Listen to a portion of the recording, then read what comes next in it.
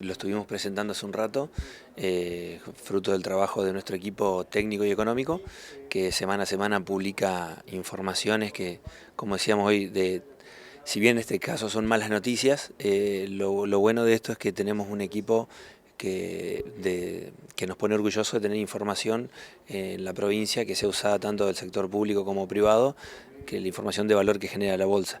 Y muestra sí pérdidas muy importantes, tanto sobre todo en la cosecha gruesa, si bien tuvimos un resultado positivo en el trigo, que es lo que atenúa un poco el efecto, a diferencia de otras provincias que tuvieron quizás media cosecha en trigo, pero algunas se recuperaron algo con la gruesa. Nosotros tenemos una cosecha gruesa que debe ser la peor de los últimos 20 años seguramente, y genera cifras muy importantes cuando las valorizamos en dólares, que fue un poco la idea esa. ¿Y cuál es el número que ustedes presentaron hoy en cuanto a pérdidas? Si bien es una estimación, como le dijiste hace un rato, porque todavía hay cosecha desarrollándose, el número ponderando el resultado positivo del trigo, la pérdida económica de lo que el productor puso son 430 millones de dólares aproximadamente. Y si de eso sacamos el trigo, eso es restando un resultado positivo del trigo que ronda los 140 millones de dólares. Así que si tomamos pérdidas de la cosecha gruesa son 570 millones de dólares. Y si tomamos eso es lo efectivamente invertido. Si tomamos la cosecha esperada, en cuanto al promedio de los últimos 5 años, lo que normalmente veníamos cosechando, dejaron de ingresar a la provincia 730 millones de dólares, más el efecto multiplicador que genera el agro en el resto de los servicios, ¿no? Hoy, por ejemplo, maíz, tenemos una pérdida del 70% de producción. Ese maíz se perdió el 70% de los fletes cortos de campo a planta, y no va a haber flete de planta a puerto, porque todo el maíz que se acopia se va a consumir. Por lo tanto, el efecto va mucho más allá de solamente el sector agro puro, ¿no? Diego, después de esta seca brutal, de estas pérdidas descomunales, ¿cómo están las cooperativas, los acopios, las agronomías para financiar al productor la campaña de FINA que en un mes está arrancando? El sector, en nuestra provincia, las campañas las financian normalmente esos sectores que mencionaste: acopios, cooperativas, agronomía, en todo el negocio de insumos. Los intermediarios, los que lo venden a los insumos, los financian a través de sus proveedores, bancos, pero es muy poco lo que financia el banco directamente al productor.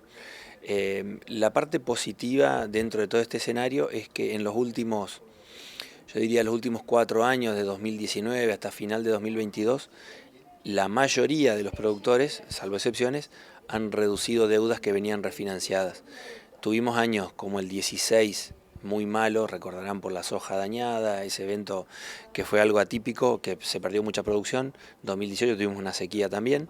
Entonces en esos años hubo muchos productores que tuvieron que refinanciar, como ahora, deudas a pagar a 3, 4 años, porque con una campaña no se arreglaba.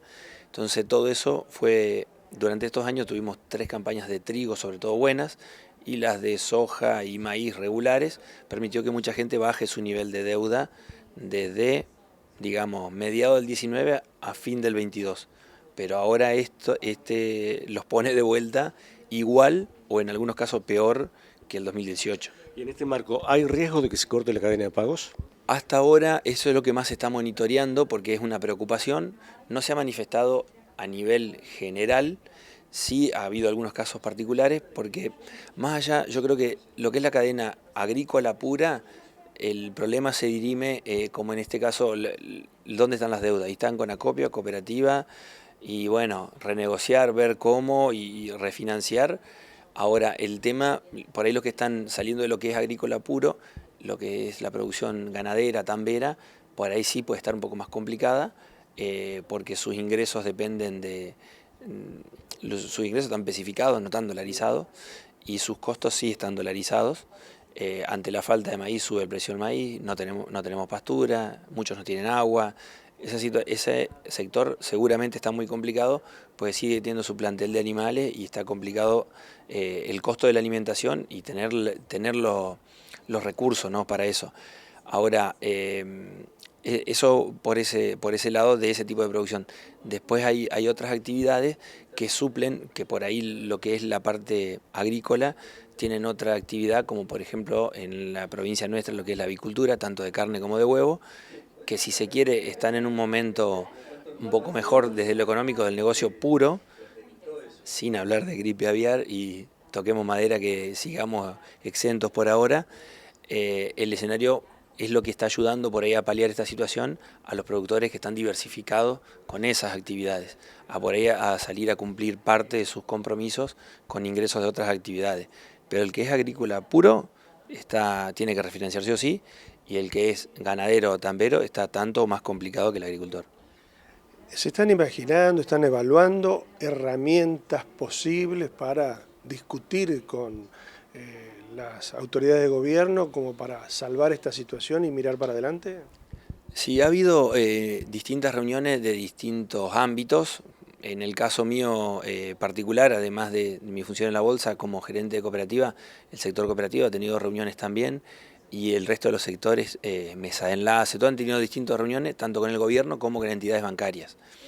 Concreto, hoy hay unas líneas a través de Banco Nación para la emergencia, pero estamos hablando de 10 millones de pesos por productor que no tenga existencia de granos, que en muchos casos va a ser así porque no tienen nada acumulado, pero si tomamos lo que hay asignado a el valor que puso a disposición Banco Nación para esa línea, seguramente eso no es suficiente para estos niveles de fracaso que estuvimos hablando.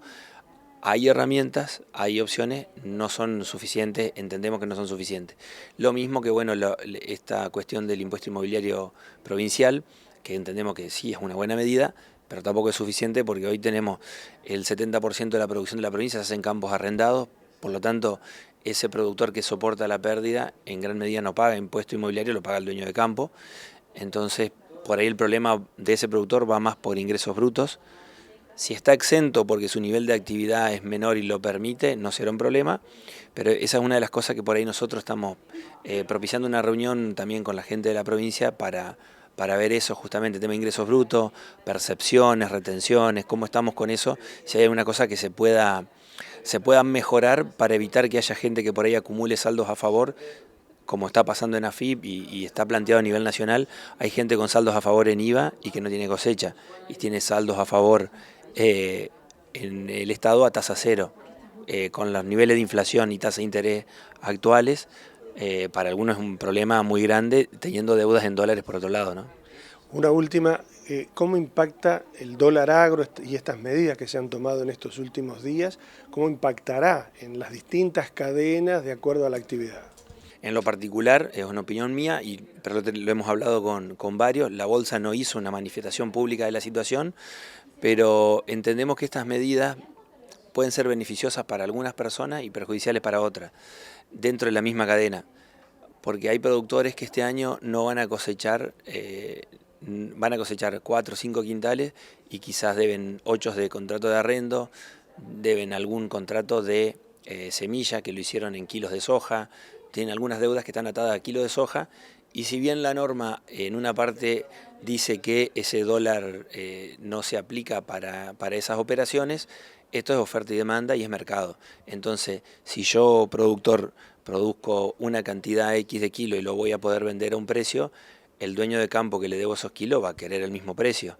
Lo mismo el tema de las cadenas agroalimentarias, alimentos balanceados, harina de soja, además, nadie va a vender soja a otro precio que no sea este, por lo tanto todos van a tener que convalidar ese precio que es para la exportación, con lo cual tiene incidencia en el precio de los alimentos balanceados también.